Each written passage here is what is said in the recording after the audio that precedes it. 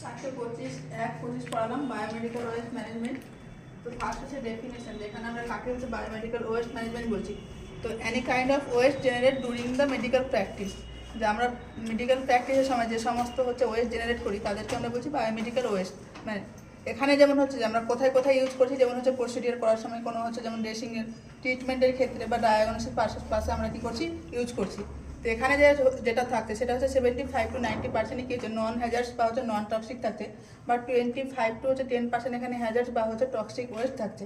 তো এখানে অ্যাকর্ডিং হচ্ছে যে ক্যাটাগরি ওয়াইজ ওয়েস্টকে আমরা ডিভাইড করেছি। ফার্স্টে যেটা হচ্ছে যে হিউম্যান অ্যানাটমিক্যাল ওয়েস্ট, কী কী ধরনের হিউম্যান অ্যানাটমিক্যাল ওয়েস্ট হতে পারে, যেমন হচ্ছে placenta, body parts, tissue, extracted tooth, এগুলো হচ্ছে সব হচ্ছে হিউম্যান অ্যানাটমিক্যাল ওয়েস্ট। দেন হচ্ছে অ্যানিম্যাল ওয়েস্ট। অ্যানিম্যাল ওয়েস্টের মধ্যে কী কী আসছে, যে ওয়েস্ট জেনারেট ফ্রম হচ্ছে যে ভেটেরিনারি প্রসিডিওর। ভেটেরিনারি মনে হচ্ছে যে পশু চিকিৎসকের প্রসিডিওরের ক্ষেত্রে যে সমস্ত হচ্ছে ওয়েস্ট ইউজ করছে। দেন হচ্ছে সয়েল ওয়েস্ট হচ্ছে যে অল আইটেমস কন্টামিনেটেড উইথ হচ্ছে ব্লাড অ্যান্ড বডি ফ্লুইড, যেগুলো হচ্ছে যে বডির ফ্লুইডে হচ্ছে কন্ট্যাক্ট আসছে, যেমন হচ্ছে যে কটন সপ, গজ, লিনেন, তারপরে হচ্ছে বেডিং, মাস্ক, শু কভার, এগুলো সব কি হচ্ছে সয়েল ওয়েস্টের মধ্যে আসছে। এবার হচ্ছে যে এক্সপায়ার্ড বা সাইটোটক্সিক মেডিসিন, যেগুলো হচ্ছে যে মেডিসিন এক্সপায়ার হয়ে যাচ্ছে, যেমন হচ্ছে সেখানে একটা কি সিম্বল দেওয়া থাকে বায়োহ্যাজার্ডের।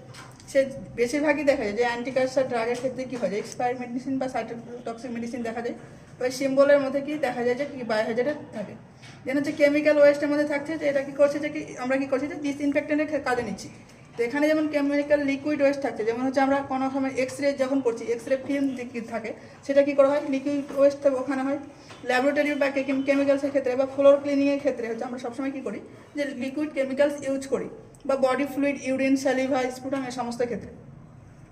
দেন হচ্ছে মাইক্রোবায়োলজিক্যাল আর হচ্ছে বায়োটেক ওয়েস্ট, এগুলো হচ্ছে যে কি ভ্যাকুইটেনাস, মানে হচ্ছে যেটা আমরা ভাইল বলি এক কথায়। যখন হচ্ছে যে কোনো টেস্ট করতে পাঠানো হয় মাইক্রোবায়োলজি ল্যাবে, তখন হচ্ছে কি ওখানে ভ্যাকুইটেনাস থাকে, পিপেট অ্যান্ড হচ্ছে ব্লাড কালচার মিডিয়া। দেন হচ্ছে যে কি ওয়েস্ট সার্ফ হচ্ছে যেখানে যেমন স্কালপেল ব্লেডস থাকছে, তারপর হচ্ছে সিরিঞ্জ উইথ ফিক্স নিডিল, এগুলো হচ্ছে যে কি ওয়েস্ট সার্ফের মধ্যে পড়ছে। দেন হচ্ছে কন্টামিনেট হচ্ছে যে কন্টামিনেট এগুলো হচ্ছে যে বডি ফ্লুইডে কন্ট্যাক্ট আসছে পেশেন্টের ক্ষেত্রে, যেমন হচ্ছে আইভি সেট, টিউবিং, তারপরে syringe without needle, IV fluid bottle, সেগুলো হচ্ছে সব হচ্ছে কন্টামিনেটের মধ্যে আসছে। এবার হচ্ছে আমরা মেন যেটা হচ্ছে আমাদের পারপাস হচ্ছে যে আমরা কোন ক্যাটাগরিতে কোন সমস্ত জিনিসগুলো ফেলবো। তো এখানে হচ্ছে ক্যাটাগরি ওয়াইজ ওখানে বায়োমেডিক্যাল ওয়েস্ট ম্যানেজমেন্টের ক্ষেত্রে ডিভাইড করা হয়, যেমন যে রেড, ব্লু, হোয়াইট, ইয়েলো। তো এখানে আমি ফার্স্ট একটাই লিখি, সেটা হচ্ছে রেড ক্যাটাগরি।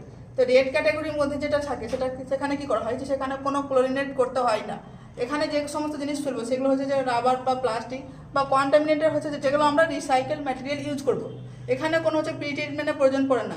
যে সমস্ত জিনিস ফেলবো সেগুলো হচ্ছে যে এক্সাম্পল দিয়েছি, যেমন হচ্ছে প্লাস্টিক ক্যানুলা, ইউরিন ব্যাগ। এখানে কি করছি আমরা রেড ক্যাটাগরিতে ইউরিন ব্যাগ ফেলছি, বাট কখনোই আমরা কি করবো, যে ব্লাড ব্যাগ থাকে সেটা আমরা কখনোই আমরা যে রেড ক্যাটাগরিতে ডিসকার্ড করবো। এটা সবসময় আমরা কি করবো, ইয়েলো ক্যাটাগরি হচ্ছে বিনে আমরা কিছু ইউজ করবো।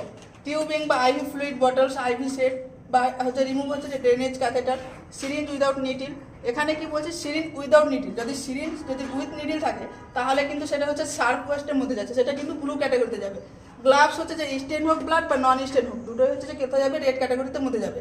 বা সেন্ট্রাল লাইন বা ব্লাড বিটি সেট বা পিক লাইন, পিকের ফুল ফর্ম হচ্ছে পেরিফেরাল ইনসার্টেড সেন্ট্রাল ক্যাথেটার। তো সে সমস্ত ক্যাথেটার সবই কি হচ্ছে রেড গ্রিনে যাবে। বা ভ্যাকুইটেনার উইদাউট ব্লাড, যেখানে আমরা ভায়াল বলছি, ভায়ালটা যদি ব্লাড ছাড়া থাকে তাহলে আমরা কি করছি, রেড ক্যাটাগরিতে ফেলছি। বাট ভায়াল যদি ব্লাড সহ থাকে তাহলে সেটা হচ্ছে ইয়েলো ক্যাটাগরিতে যাবে। দেন হচ্ছে অক্সিজেন মাস্ক বা ইলিজা টেস্ট প্লেটের ক্ষেত্রে যেটা হয়, বা প্লাস্টিক পিপেট, প্লাস্টিক অ্যাপ্রন, এগুলো সবই হচ্ছে যে রেড ক্যাটাগরিতে যাবে।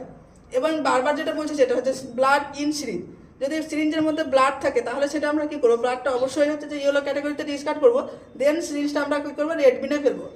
তো আজকে এই পর্যন্ত।